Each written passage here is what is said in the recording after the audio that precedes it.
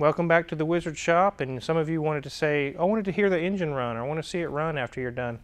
Everything went together well, everything went perfectly, and before it would run and violently, I mean just sit there, the engine would rock. Now it sits steady and smooth, and revs smooth, everything's back like it should be, so it'll be a happy customer. So, but I still would rather have this one.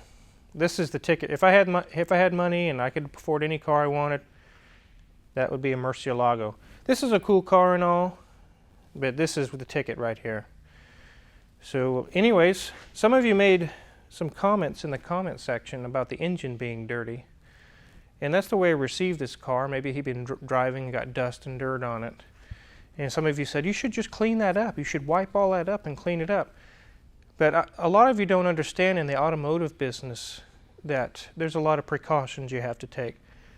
I know Leo's a cool guy. He wouldn't mind if I did clean it. But I don't touch people's cars and do stuff other than specifically what I've been asked to do. The quickest way to have a customer right square in the middle of your behind is when you start wiping stuff and start cleaning stuff.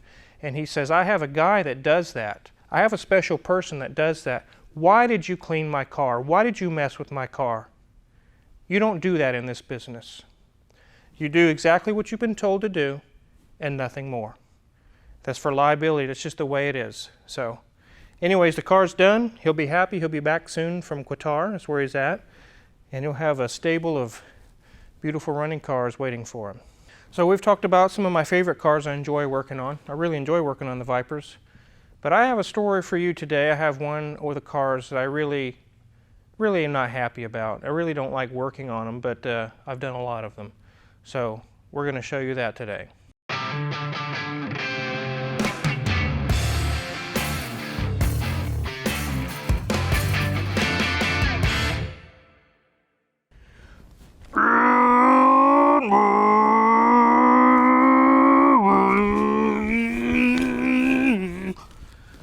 Well, obviously, I'm not an engine. I'm sure a hell of a lot more reliable than the one that was in here. We're going to tell you about that today. I've got evidence, I've got documented data, and when you're done watching this video, some of you are going to be enthralled, some of you are going to be amazed, and some of the Ford guys are probably going to be pissed at me. That's fine. Facts are facts. This is a 2007 Lincoln Mark LT. It's owned by one of my prominent customers, John, and he has several vehicles. He's had them in here. There's a couple of Bentleys he has, and BMWs, Mercedes, Porsches, all kinds of cool cars. We're halfway through an engine exchange on this one. We've got a brand new engine waiting and the old one sitting aside, and I'm going to move over to the old engine and go over some details with you. This is the engine out of it. This is a 5.4 3-valve Triton. And to me, and the years of experience I have, I've been doing mechanic work for 17 years, this is the trashiest piece of crap motor I've ever seen. And you can take that to the bank. This is the 12th one I've done, $6,200 a pop. Figure that up. That's over $70,000 to $80,000 in replaced engines. What happens on these is it's got passages that feed oil to the cam phasers, and people frequently, oh, I'll just put new cam phasers, or I'll try this, or I'll try that. It's not the fix. You can't, you can fix it, but it costs as much or more than replacing the engine. Poor oil changes cause this, and I'll show you here in a minute the sludge that's in this engine, and it's not from the customer who currently owns the car. It's probably from previous way back before he owned it. But it clogs some passages in here. It doesn't feed enough oil pressure to the phasers, and they clack and they rattle. And there's nothing you can do but just get the motor out of there and replace it. Look at all this sludge that's in here. Look, I can stick my finger in it.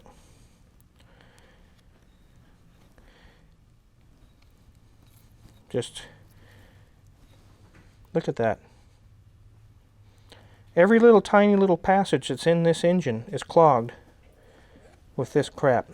And that's the design flaw in these engines. The passages are too small. It doesn't take anything to clog them.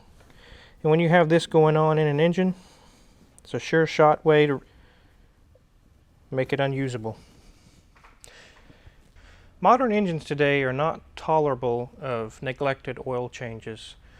Really 3,000 to 5,000 miles you should be changing your oil. I don't care what your service thing says on your dash. And this is proof. Oh, I can go 10,000 miles. No, you can't, because this is what happens right here. A lot of people say, well, why can't you just fix this? Why can't you put new cam phasers, a new timing chain?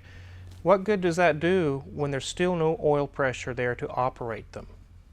That does nothing. And I've seen this scenario over and over and over. I've got $1,500 into this, or $2,000 into timing components and cam phasers, and it still rattles. And I'm like, really? Like I said, this is the 12th one, and I'm sure there'll be many more. I like doing these. I've gotten used to it. I know exactly how to get these out, get the other ones in fast, and it puts money in the bank. So people say Tyler's my college fund for my kids. I would say this is. Now we're going to hop over to the new engine, and I'm going to show you some more data. So you might hear some noise. I got Scott over here. He's working on this Viper for my customer Bob. We're doing a whole bunch of work to it, and it's in pretty good shape, but it needs a little bit more work and make it just that much better. So you might hear some banging or stuff going around. He's over there working. This is the brand new 5.4. Very common sight for me. I've seen a lot of these. I typically would use a Jasper engine. That's what I've used in the past. But this customer particularly wanted to purchase his own engine, and he purchased it from Powertrain Products. I've read good reviews, and I don't see why it wouldn't be an option here, but it looks like a good motor to me. We're going to be putting this in and take care of this problem once and for all for him. He can drive it and enjoy this truck. On the old one, half the motor was not even working. It had gotten bad enough where all 4 cylinders on that bank weren't even firing. One of the issues I had with a customer is that, and I had this issue every time. They say, what can we do to fix this problem? And I say, new engine, $6,200. And they think I'm full of it. So they go check around, they call their buddies, they call this guy, they call that guy, they go to different shops and they get the same story. And finally they come back to me and they say, I can't believe it has to have a new engine to fix this problem.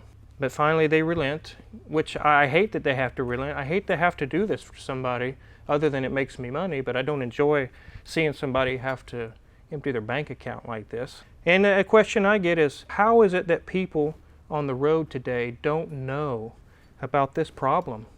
How crappy these Ford engines are. And I don't know. I don't know why more people don't know. I see them selling all the time. There's a reason why you go to an auction or to a dealership. A Dodge or a Chevy is, what, let's just say $18,000 or $20,000 for a good used one. And the F-150 is going for $11,000. There's a reason for that. This is known. This is a known problem, just not by the public. And I'm here to tell you about it. Hopefully it'll save you some grief. I'm not going on a rampage to be a jerk. I really hope you guys will take heed to some of this. Don't buy one of these. You can find these engines in Navigators. There's F-150s, Mark LTs, Excursions, different. There's a whole bunch of motors that uses 3-valve 5.4. So I'm going to show you now some more evidence to support my claims. This is an account I have with Identifix that I use. You could type in an engine code or a complaint or a problem, and it comes up with what's called pattern failures. It's not 100% guaranteed, but it's pretty close. I'd say over 90. That's probably what the problem is. And that doesn't mean that's what the parts you could order. That means that you know now where to diagnose, where to focus your efforts, and it really saves a lot of time. This is something I do every time I deal with this situation with a customer who doesn't believe what I'm saying is true. And after they read these papers, there's no more question anymore. They don't question me at all. So you type in the code P0012 or some of the other codes that are listed with this issue, and it comes up with a guaranteed confirmed fix. Not a maybe, it comes up with the absolute fix of what shops all across the country are doing and what solved the problem. These are shops in a 5 or 6 state area.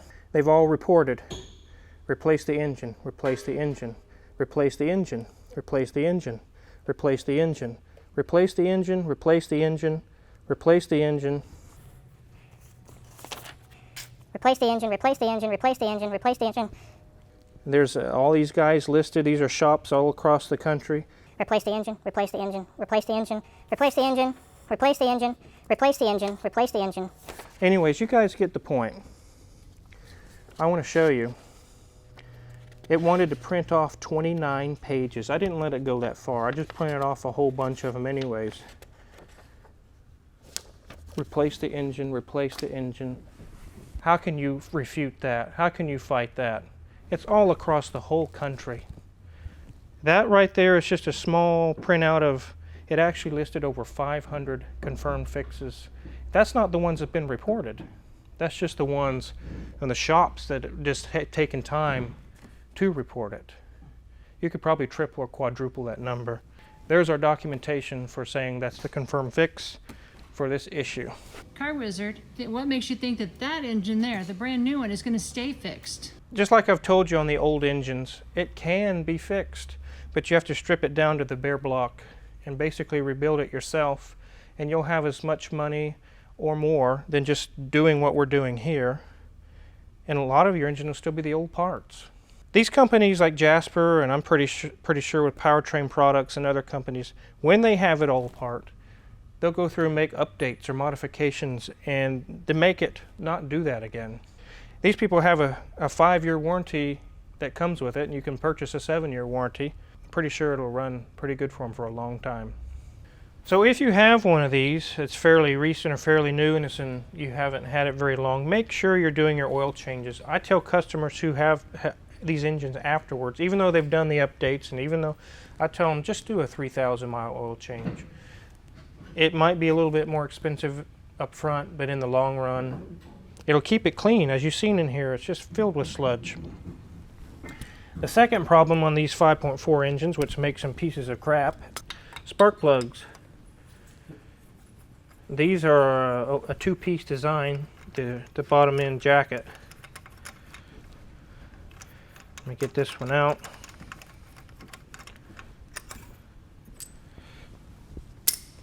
This one came out pretty good. So as you can see, the dark portion is separate than the light portion here. It's two-piece. And it's very common that you go to take these out and the dark portion is left behind in the head. It breaks off. And then you have to have special tools, extraction tools, to get it out. And typically we charge 1 hour per spark plug to remove these when they break off. And I have seen customers that have tried to do their own spark plugs. They break all 8 of them off in there. And it'll take us days to get them all out. A couple of 3 days, because you can't focus on one car constantly. You got to go to this car and that car, come back to this one. We let stuff soak sometimes. If they leave some of the spark plugs in, we'll soak them, and sometimes we're lucky and they come out. But why in the world would they? I mean, there clearly was no engineering intelligence in this engine. They just kind of, in my opinion, I'm not an engineer, but in my uneducated opinion, I would say that they just threw this together and threw it out the door and said, hey, it runs and drives, it'll last till the warranty's over, get it out the door. That's what this is.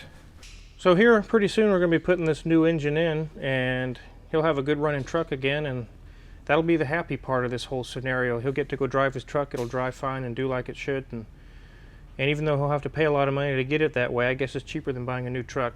So I look forward to getting it go up for him and making him a happy customer. So the purpose of this video is to help you guys out there. You're in the market for a vehicle.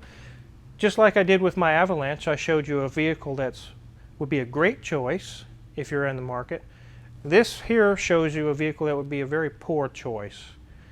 If you see these for sale and the guy, and you know the salesman, oh, we can work you a deal, kind of like Crazy D, we can get you in this today, and no, don't walk away, run.